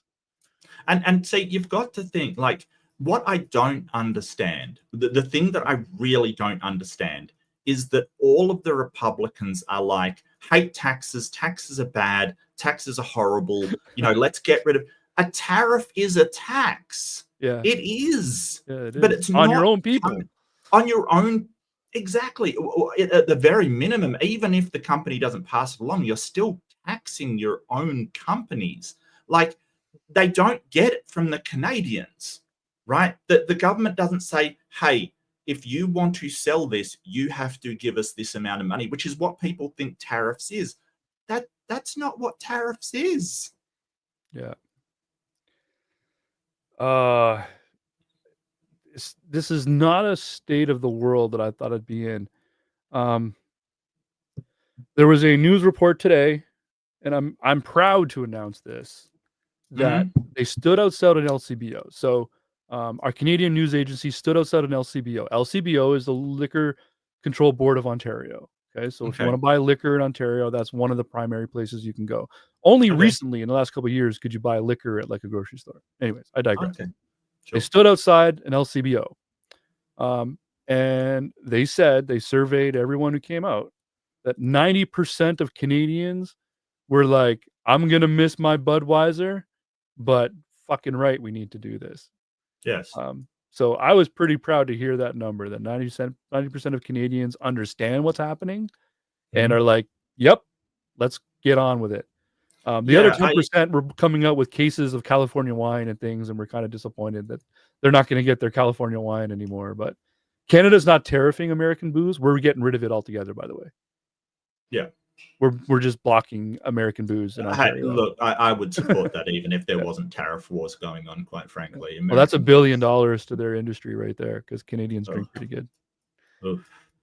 Yeah, and I just want to say one final thing. I know that you want to end up, but one final Yeah. thing. Just to the Americans and stuff, people that live in extreme environments like Canada and stuff like that, threatening them with hardship isn't the coup that you think it is. It isn't. Like, people that like it's like, they thought they'd walk into Afghanistan, they thought they'd walk into Vietnam. People that live in hard environments, they don't get sort of intimidated that easily. I take away whatever we have, but Canadians can be obstinate. They're polite, but they can be bloody stubborn. And I've seen that myself, and I don't think Canada's going to back down at all. No, I don't see it either. It's going to get tough. There's no question. Yeah. I'm grateful in my household right now that I myself am a teacher, a college teacher. So I'm actually kind of like, I think my class sizes are about to get very big, actually, as layoffs and people start losing jobs. They'll start looking at, um, you know, repositioning themselves and maybe going for some more education and hopefully coming to me for that. And my wife works as a broker for the border. So she's actually the one that's going to be typing in her calculator 25% to everything that comes from US to Canada. She's the one, I actively downstairs can see the numbers. And the one company she deals with, I was pointing out before you came on, was Bauer, and they make hockey equipment. So that'll be Mhm. interesting when the hockey skates cost 25% more in Canada. Well, here's the thing. When you have socialized things, right? When you have a socialized employment system, when you have socialized healthcare system, when you have all of these systems in place that are socialized, it copes with downturn a lot easier than sort of the American purely capitalistic system does. Yeah, The that's true. reason why is it because it can provide services to people at the cost of the government that will keep them going until you can find them other employment and find them other avenues. A capitalist system that doesn't have those safety nets, what you will have is layoffs. They'll become downturned. They will basically not be able to find other employment, become homeless, like real suffering, and they won't be able to get back on their feet. When you get them back on their feet, that restarts the economy, right? Because then they will be able to buy stuff. I really think that Trump is. I mean, I'm not an economist and stuff, but I think that he is like really headed towards a depression or recession, and it's scary. Yeah. Um, he's promised to fix prices day one, but Trump and Elon are now saying, oh, there's going to be a lot of pain at first, but we'll make it good in the end. And it's like, that's not what you campaigned on, sir. I Yeah. and I think that pain is coming. And I think it's coming for a lot of countries. I really feel for the Canadian, because the Canadians didn't want this. Trump's tweeting, oh, the Canadians did this vile tariffs that are just horrible and stuff. It's like, you started this. It's like smacking someone in the face and then going, oh, but they hit me back. What did you expect them to do? Yeah. Yeah, and this idea of subsidizing Canada because they buy more from us is ridiculous. Yeah, America's buying goods from us. They don't have to. yeah. Like, no one's forcing them to buy No, that much. Um, but it's in and their best interest because there's a free trade agreement. Well, yeah, there and was. and if you take out energy, we subsidize America. Just putting that out there. If you take Yeah. out energy, if America made their own electricity and their own gas, their own oil and all that stuff, if they actually did their own energy, didn't buy none from us, we would then be importing more than they export from us. It doesn't matter because trade is not a subsidy, right? It's not Yeah. something you're giving Yeah, them. It's an exactly. exchange of services and goods for money and like, this is not how trade works. It's not like, oh, we're giving them all this money. No, you're getting stuff in. Do you not understand? That's like saying, hey, I subsidize my local grocery store. How dare they? What are you talking about? Mark, when you put it that way, it's even more ridiculous. Like, I understood how It ridiculous it was, is. but when you put it like that, I subsidize my local grocery store. How dare they? That's pretty funny. I very much enjoy that. Yeah. Um, all right, listen. My channel's not powerful enough yet to Uh, forward I audiences. I Okay. have really enjoyed venting, though. I gotta say, Yeah. I really have. Um, Thank you so much. yeah, I needed to too. So that's why I just said Yeah. go live. I hit the go live button and away I went. And I can't believe the support and the audience that came out, the numbers. Wow, amazing. Having said that, uh, shit, I was gonna, I had an exit plan now, and now I've been derailed. Yeah. Um, I oh, ruin my everything. channel isn't powerful enough yet to, do a raid yet. So there's two things we're gonna do right now. First, you need to subscribe to Skeptic Spin or find me some subscribers, bribe a friend, do whatever. It's tariff free to subscribe to my channel. Okay, no tariffs here if you subscribe, and watch the content that I put out here, so that I can get to the point so that I can do a raid. Now we're gonna do a soft raid. That's what we're gonna do. We're going to do a soft raid where I'm going to hit the end button and we're all going to run into Maya's stream. PC, if you could please put Maya's link here in the I chat for tried, me. but I'm not a moderator, No, so you're not qualified. yeah, I'm not You can qualified. speak to PC, and if you pass her rigorous interview, Oh, I'll allow it. But I don't. I don't have. I don't decide who's the mod. Only PC to does. be honest with you, I never apply to be moderator. I don't like the responsibility. Yeah. Even Titan Uranus had to go through the process, and he still has a headache. It's Okay. not an easy thing to become a mod on Skeptic Spin. But okay, All right. we're gonna do a Like an soft raid. astronaut. We're all we're all gonna run over to Maya's stream when I hit the end stream button, and we're all just gonna be like, came from Skeptic Spin, and we're gonna support Maya. And the first thing we're gonna do when we get over there is smash her like button. But before I do that, I just want to show everybody um, something here.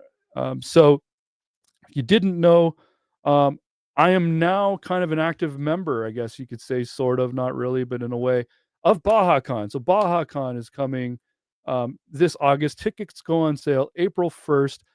Me, Justin, the guy over here on this Small Skeptic Spin channel, is going to be hosting a live stream from the floor at BajaCon. Nice. I am going to have a multiple mic stream set up for other content creators, and hopefully some of the wonderful guests at BajaCon to come sit down with me, and we'll have a good time. We're going to do a live stream from the floor at BajaCon this year. Tickets August 1st. So if you can get out there, do it, and you'll see me, and you'll see a whole bunch of other content creators that I met last year, as well as Seth Andrews, Forrest Valkai, Dr. Abby Haffer, Erica Gutsick Gibbon, Dr. Andrew White, Dr. Christopher DiCarlo, John Loftus, Jasmine Falk Dickerson, Dr. Phil Zuckerman, and Dr. Anthony Pinn will all be speaking this year at BajaCon, August 8th to August 10th. It's going to be a great time, and get ready to hear me talk about this a lot between now and then, now that I am going to be live streaming from the floor over there. So I'm very excited. Again, thank you everyone over at BajaCon for giving me that privilege. With that, go over to Mark Reed Atheism and subscribe there as well if you haven't. Thank you. I And appreciate it. hit the like button for me over here. Did we get Maya's link in the chat? I didn't notice. No, I don't think. I'm not sure if PC's maybe on. She's probably channel. already over there. Let's do it. I'll do it myself. Possibly, here. Yeah. So we're gonna do like a soft raid. Even if you don't really dig her show, or if you're not planning to go over there, do it just for me to know, because I like to show her the support, and I want her to know that I support her. So go over and say, "Hey, Skeptic Spin made me do it." And then if you leave after, that's fine, after you hit the like button. All right. So here comes the link in the chat. Everybody click that link to head over to Maya. I'll see you over there, Mark. And thank you everyone for watching us tonight.